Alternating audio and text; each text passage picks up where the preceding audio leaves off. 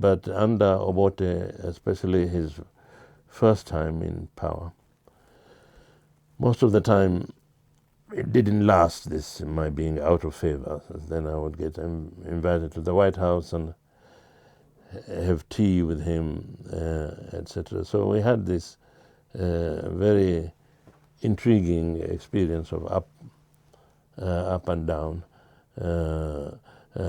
depending upon whether I'd criticized him or not. But he treated me virtually as a fellow Ugandan. That went well, except for one occasion, where he locked up the editor of a magazine, very similar in type to this magazine. This just happens to be here. This one is a South African magazine. There's a magazine in Uganda called not Thinker, but Transition magazine. So he locked up the editor of the magazine, and he also locked up Abu Mayanja, who was a distinguished lawyer in Uganda.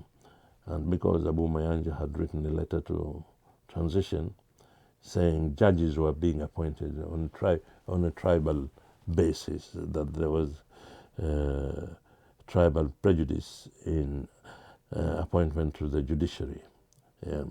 So he was locked up then, and Rajat Nyogi, the editor, was also locked up. So I issued a statement of protest, you see,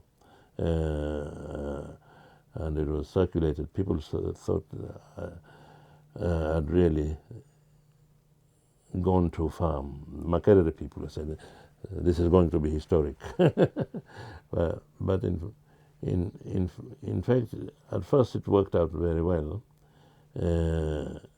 because although the news and the radio that night was discussing a part of this imprisonment and my letter of protest,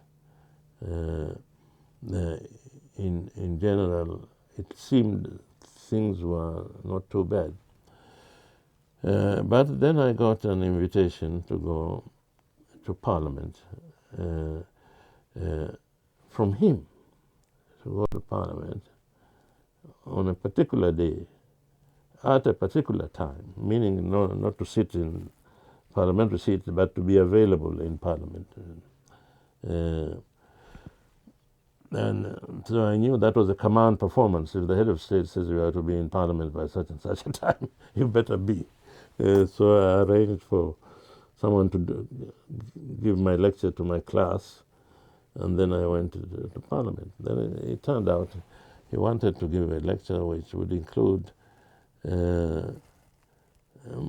more or less a denunciation of me, an attack on me.